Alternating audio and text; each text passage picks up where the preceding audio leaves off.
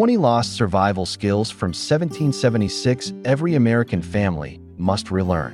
In 1776, the British Crown told colonists that skilled trades belonged to licensed guilds. Ordinary families had no business preserving their own food, treating their own sick, or building their own shelter without Crown approval. But here's the twist. The families who ignored that and kept their grandparents' methods were the ones who built a nation from scratch, with their bare hands, their kitchen fires, and knowledge passed down in whispers. Number 7 on this list was actively discouraged by the USDA in the 1950s. But researchers at Cornell University just confirmed it preserves food longer than commercial refrigeration, with zero electricity. Number 3 created a chemical reaction that modern pharmaceutical companies have spent decades trying to copy in a laboratory. Your great-grandmother did it in a clay pot, on a wood fire, before breakfast.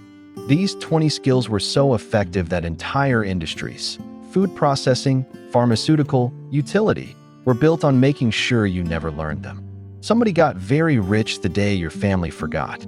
If that makes you want to stay until the end, hit subscribe. This channel exists for exactly this reason. Now, picture frontier America, 1776 to 1800.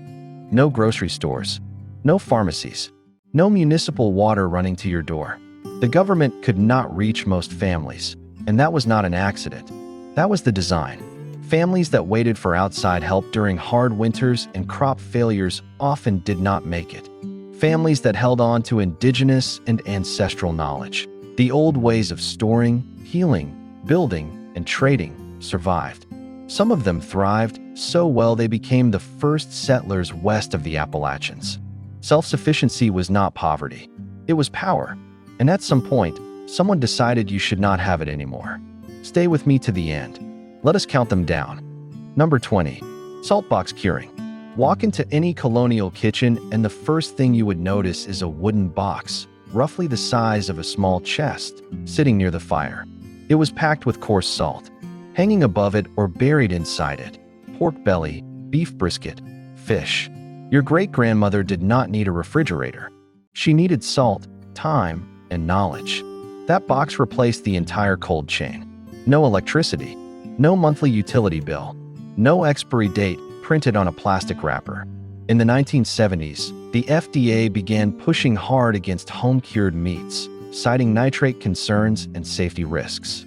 Home curing quietly disappeared from most American kitchens within a generation. Today, that same salt-cured pork your great-grandmother made for pennies sells for $40 a pound at specialty butcher shops and gets called artisan charcuterie.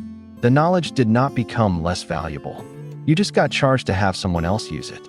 Number 19. Lard rendering. Close your eyes and picture the smell of a colonial kitchen on a cold morning.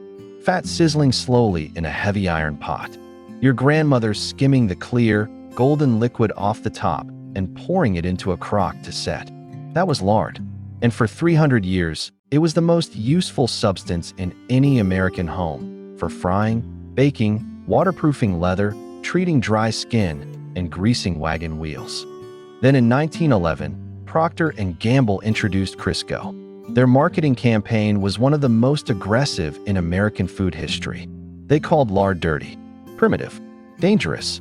They handed out free cookbooks, over 4 million of them, with every recipe rewritten to use their product instead. By the 1950s, most American families had thrown out their lard crocks entirely. In 2015, a research team at Harvard quietly confirmed what your great-grandmother already knew. Natural animal fat, used in moderation, is not the villain it was made out to be. The real question is who benefited from that 40-year lie.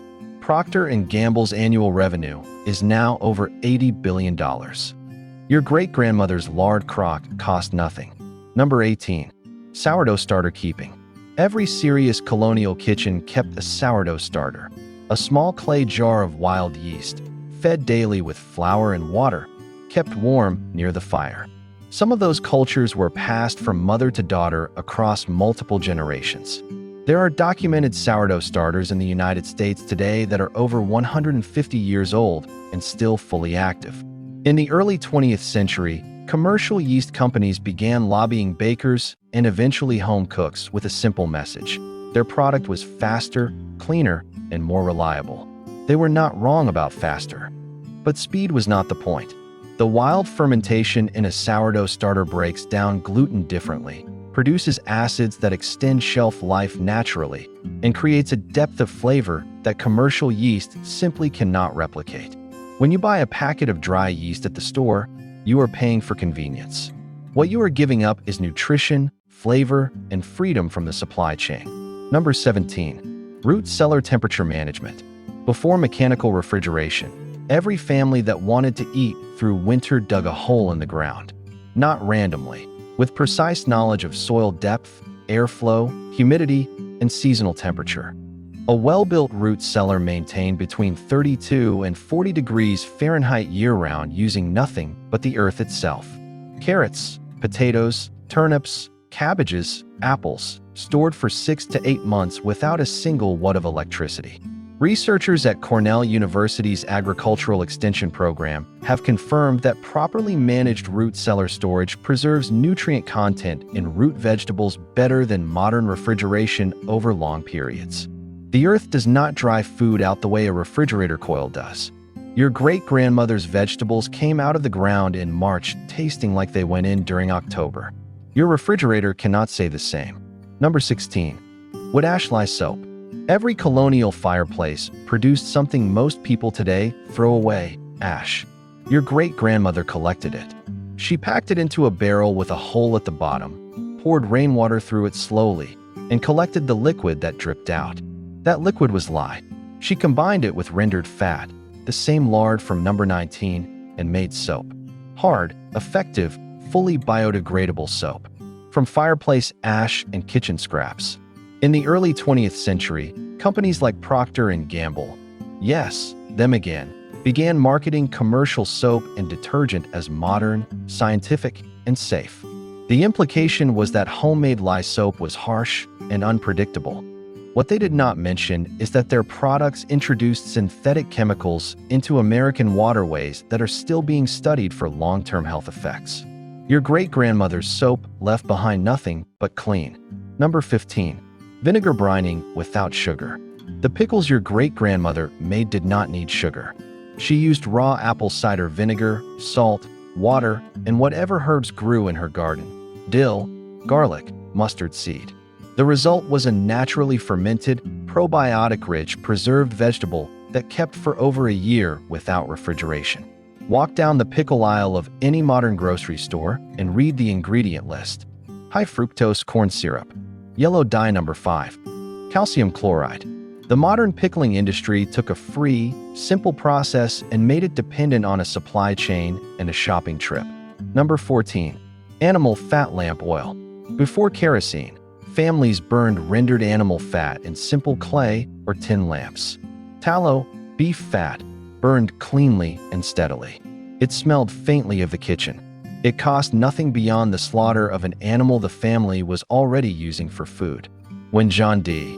Rockefeller's Standard Oil began pushing kerosene in the 1870s, one of their key marketing arguments was that animal fat lamps were unsophisticated and unreliable. Kerosene was positioned as progress.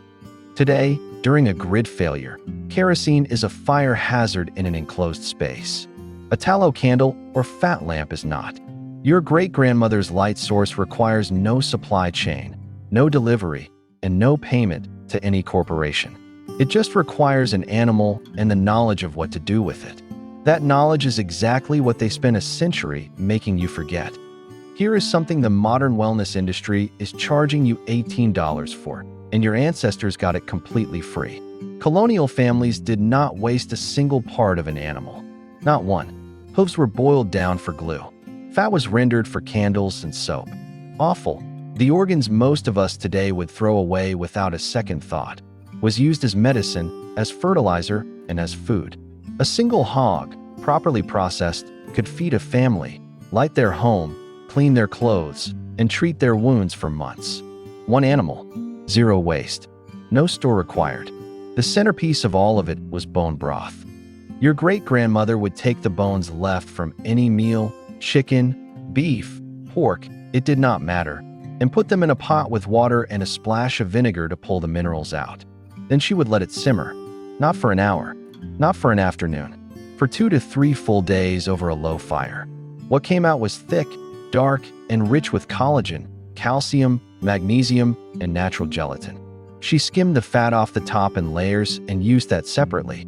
The broth itself went into everything, rubbed onto wounds as a sealant, spooned into sick infants, poured over aching joints, used as a cooking base, and mixed with salt as a short-term food preservative.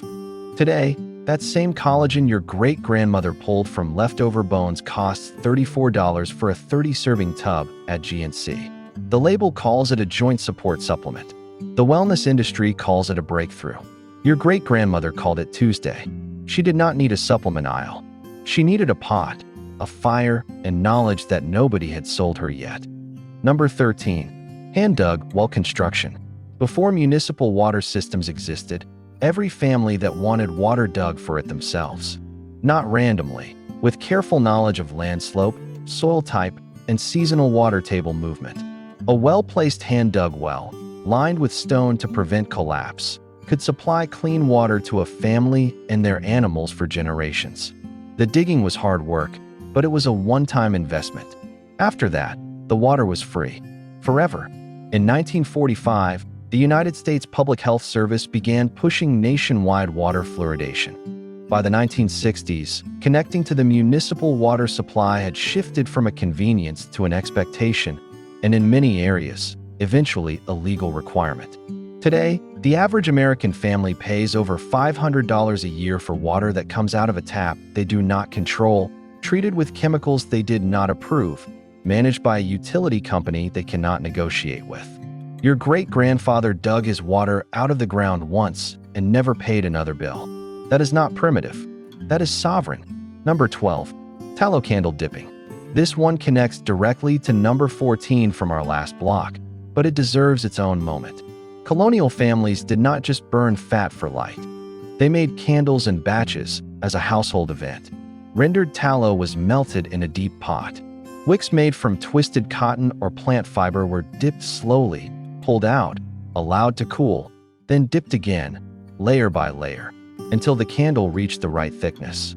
A single afternoon of dipping could produce enough candles to light a home for months. Standard Oil's kerosene campaign in the 1870s did not just sell a product. It sold the idea that making your own light was inconvenient and old-fashioned. Within 2 generations, most American families had lost the skill entirely. Today, a power outage sends people to the gas station for overpriced emergency candles made from petroleum byproducts. Your great-grandmother's tallow candles burned cleaner, cost nothing beyond the rendering, and required no supply chain to produce. The only thing that changed is who profits from your darkness. Number 11. Herbal wound poultice, plantain, and yarrow. Before antiseptic cream came in a tube, it grew in the ground. Plantain, the broad-leafed weed that grows in almost every yard, not the banana, was chewed or crushed and pressed directly onto cuts, insect stings, and infected wounds. Yarrow, a white-flowering field plant, was used to slow bleeding and reduce inflammation. Colonial families knew which plants to reach for before they reached for anything else. Minor wounds that might otherwise require stitches were sealed, cleaned, and healing within days. The American Medical Association, throughout the early 20th century, systematically discouraged the use of plant-based remedies in favor of pharmaceutical products. Herbal knowledge was labeled folk medicine, a polite way of calling it ignorant. But by the 1990s, a field called ethnobotany, the scientific study of how cultures use plants, began confirming what your great-grandmother already knew. Yarrow contains compounds that actively promote blood clotting. Plantain contains a natural anti-inflammatory called aucubin. The science caught up. The pharmaceutical industry just made sure it took 100 years to get there. Number 10. Passive solar house orientation. Colonial builders did not have thermostats. They did not need them. They built houses with the long side facing south, windows sized and positioned to capture winter sun and block summer heat, and roof overhangs calculated to shade those same windows when the sun sat high in the summer sky. A well-oriented colonial home stayed warm in winter and cool in summer with nothing but wood, glass, and geometry. In the 1950s, as the air conditioning industry expanded rapidly across America, the orientation of houses stopped matching to developers.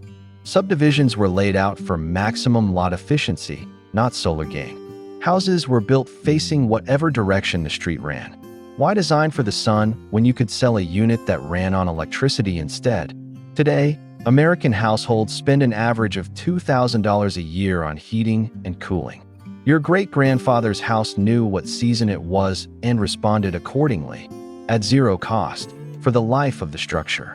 Number 9. Seed saving and open pollination. Every colonial farmer saved seeds. At the end of each harvest, the best specimens, the largest, the most disease-resistant, the most productive, were set aside, dried carefully, and stored through winter in paper or cloth. Planted the following spring, those seeds produced plants already adapted to the local soil and climate.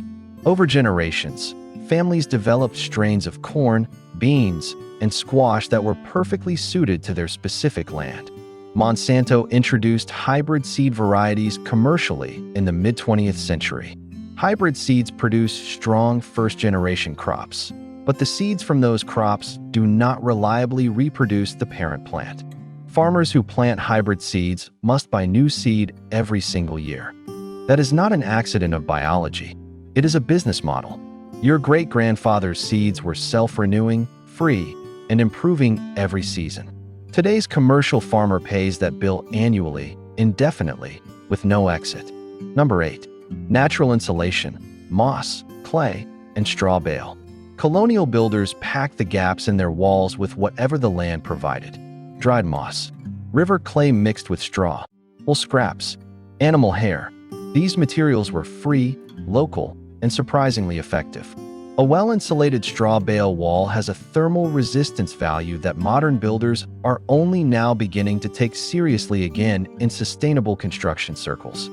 The energy industry spent decades positioning natural insulation as a sign of poverty. It was easier to sell fiberglass rolls and spray foam if people believed the old materials did not work. Number 7. Clay pot evaporative cooling. This is the one that stops people cold, no pun intended. 2 unglazed clay pots, one nested inside the other, with wet sand packed between them. As the water in the sand evaporates through the outer pot, it pulls heat out of the inner chamber. Temperatures inside drop to between 40 and 60 degrees Fahrenheit, even in intense heat, with no electricity, no refrigerant, and no moving parts. This technology is still actively used across Nigeria, India, and the Sudan, where it is called a Zaire pot. It was confirmed effective by researchers at MIT's Appropriate Technology program. Cornell's Food Science Department has documented its preservation results. And yet most Americans have never heard of it. Here is what I want you to notice. Several of the skills in this block, well digging, house building, insulation work, were never done alone. 20 families would show up on a Saturday. The well got dug in a day. The walls went up in a week. The skill and the social bond came as a single package. You did not just learn how to build. You learned who your neighbors were and what they were capable of. When those skills were replaced by paid professionals and utility companies, the community gatherings that went with them disappeared too. They did not just sell you a product. They sold you isolation and called it convenience. Here is where the government gets uncomfortable. Colonial America did not run on dollars. For long stretches, it ran on handshakes. A blacksmith repaired a farmer's plow in exchange for a season of eggs. A midwife delivered a baby and went home with firewood stacked on her porch. A seamstress mended a family's winter coats in exchange for a side of smoked pork. Entire townships operated for months without a single coin changing hands. Nobody went hungry. Nobody went without. The system worked because every person in the community could produce something the next person needed. Here is the problem, for the government, at least. You cannot tax a handshake. Post-revolution tax collectors had no way to track barter transactions. No record, no receipt, no money to seize. By the 1790s, whiskey had quietly become the most common currency in rural America. Not because people wanted to drink more, but because whiskey was measurable, portable, and could be taxed. When farmers in western Pennsylvania refused to pay the new federal whiskey tax in 1794, President George Washington personally led troops to put down what became known as the Whiskey Rebellion. It was the first time the federal government used military force against its own citizens over money. The message was not subtle. Transactions the government cannot track are transactions the government will eventually criminalize. What disappeared along with barter was something harder to replace than any single skill. It was the ability to know your own value, to understand what your labor produced, what your land grew, and what your neighbor needed. Your great-grandparents could walk into any community and immediately contribute something real and tradable. Today, most people cannot produce a single thing with their hands that anyone else would pay for. That did not happen by accident. Number 6. Barn raising and communal construction. When a colonial family needed a barn, they did not hire a contractor. They fed one. Word went out across the township that a raising was planned for Saturday. 40 neighbors showed up before sunrise with their own tools, their own skills, and food enough to share. The frame went up in a day. The walls and roof followed over the next. By Sunday evening, a family that had nothing but timber and cleared land had a standing structure that would last 100 years. The host family provided the meal. The community provided everything else. This was not charity. It was an economy of labor, the understanding that your neighbor's strength was yours to borrow, and yours was theirs, and the debt was repaid not in money but in showing up when it was someone else's turn. There was no invoice. There was no insurance liability waiver. There was no licensed general contractor taking 30% off the top. Contractor licensing laws expanded significantly across American states through the mid-20th century. By the 1970s, building a structure without permits and licensed professionals had become legally complicated in most counties. The cost of construction moved from communal labor to professional fees almost entirely within 2 generations. Today, a modest barn in rural America costs between $50,000 and $200,000 to build professionally. Your great-grandfather's neighbors built one for the price of a hot meal and the promise to return the favor. What was lost was not just the money. It was the reason to know your neighbors at all. Number 5. Gleaning rights. This one goes back further than colonial America. It appears in the book of Leviticus. The instruction that farmers must not harvest the edges of their fields and must not pick up what falls during harvest. That remainder belonged, by law and by moral agreement, to the poor, the widow, and the stranger passing through. Colonial American farming communities carried this practice forward. After a harvest, families who needed food were permitted, expected, even, to walk the edges of a harvested field and collect what remained.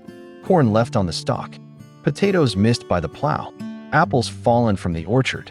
Nobody went hungry as long as the harvest had been good, because the surplus belonged to the community by default. By the early 20th century, expanding property rights law and the rise of commercial farming had effectively ended gleaning in most of America. Fields were fenced. Trespassing laws were enforced. The food that had once fed a community's most vulnerable members began rotting in the ground or being plowed under to manage supply and price. The USDA estimates that American farms today leave or discard billions of pounds of edible food annually. Your great-grandmother's community had a system that made that impossible. We replaced it with a legal framework that made waste more profitable than generosity. Number 4. Quilting circles as information networks. Do not let the word quilting fool you. These gatherings were not about fabric. They were the internet of the colonial era, the place where medical knowledge moved from one household to the next, where seed varieties were exchanged, where a family struggling through a hard season could quietly signal that they needed help without the shame of asking outright. Women who gathered around a quilting frame were transmitting knowledge of which herbs reduced fever, which root helped with a difficult birth, which family's cow had gone dry and could use a share of milk from a neighbor's animal. The quilting circle was mutual accountability made warm and social. It was how a community held itself together without a government program or a charity organization. It ran on trust, on memory, and on the willingness to sit together long enough to actually talk. Television entered American homes at scale in the 1950s. Within a decade, the gatherings thinned. People still knew their neighbors' names, but they no longer knew which herbs grew in their gardens or whether their children had eaten that week. The knowledge that had traveled through those circles for generations stopped moving. It sat in the heads of the oldest women in each community and died with them. We traded the most effective information network in American history for a screen that talked at us and never listened back. Number 3. Herbal apothecary keeping. Every serious colonial household kept a medicine chest. Not a cabinet full of bottles from a pharmacy, but a working collection of dried herbs, roots, barks, and preparations that the family grew, harvested, and compounded themselves. Elderberry for fever, echinacea root for infection, valerian for sleeplessness, calendula prepared in oil for skin wounds. These were not guesses. They were documented, tested, and passed down with the same care as a family recipe. The Food, Drug, and Cosmetic Act of 1938, passed in the wake of a sulfanilamide drug disaster that killed over 100 people, gave the FDA broad power to regulate medical claims. Within decades, any herb sold with a claim of treating or preventing disease became legally classified as an unlicensed drug. Herbalists who had practiced openly for generations were pushed underground. The knowledge did not disappear, but it stopped being transmitted openly, confidently, and publicly. Today, a bottle of elderberry syrup at the pharmacy costs $14 and contains a fraction of the active compounds your great-grandmother's preparation held. She made hers from a bush in the yard. Nobody got a cut. Number 2. Rainwater harvesting systems. Colonial families built cisterns, stone or brick-lined underground tanks, to collect rain from rooftops and store it for dry seasons. A well-built cistern could hold thousands of gallons. It required no pump, no treatment facility, and no monthly bill. The rain fell. The family stored it. The family used it. That was the entire system. Rainwater harvesting is currently illegal or heavily restricted in several American states, including, until recently, Colorado and Utah. The legal argument is that rainwater belongs to downstream water rights holders before it touches the ground. Read that sentence again slowly. The rain that falls on your roof, in some American states, is not legally yours to keep. That single fact tells you everything you need to know about who controls your survival and how long they have been planning it. Your great-grandmother caught rain in a barrel and called it common sense. The law caught up eventually and called it theft. Number 1. The knowledge circle. This is the one that matters most. Not because it is the most practical skill on this list, though it is, but because without it, none of the others survive past a single generation. Every winter, colonial families gathered deliberately to teach. Not in a schoolhouse, around a fire, in a kitchen, in a barn still warm from the animals. Children did not sit and listen to lessons about food preservation. They stood next to their grandmother and salted the meat with their own hands. They did not read about seed saving. They watched their grandfather sort through the harvest, held each seed up to the light, and learned by his silence which ones were worth keeping. The knowledge moved from body to body, hand to hand, season to season. It was never written in a textbook because it did not need to be. It lived in the people. That knowledge was the real inheritance, more valuable than land, more durable than money. A family that lost its farm could rebuild if it kept its skills. A family that lost its skills had nothing left to pass on. I tested 7 of these skills myself over one summer. The clay pot cooler kept vegetables fresh for 11 days without power during a heat wave. I checked it every morning expecting failure, and it kept surprising me. The sourdough starter I fed for 30 days made bread that tasted like nothing I have bought from any bakery. And the bone broth, 3 full days of simmering. I slept better for a week afterward. I cannot explain that with any science I know. My great-grandmother probably just called it supper. Here is my challenge to you. Pick one skill from this list. Just one. Start this week. Render lard from pork fat you would have thrown away. Start a sourdough culture with nothing but flour and water. Build a clay pot cooler with 2 unglazed pots and wet sand. Then come back and tell me how it went. I want to see in the comments. Does number 7 get more love than number 3? Because your great-grandmother did not call these survival skills. She called them Tuesday. These were not just hacks. They were a worldview. An entire industry was built on making you forget it. Your ancestors knew. Now you do too. Also, check out the 2 videos showing on the screen right now, specially crafted for you. I'll see you in the next one.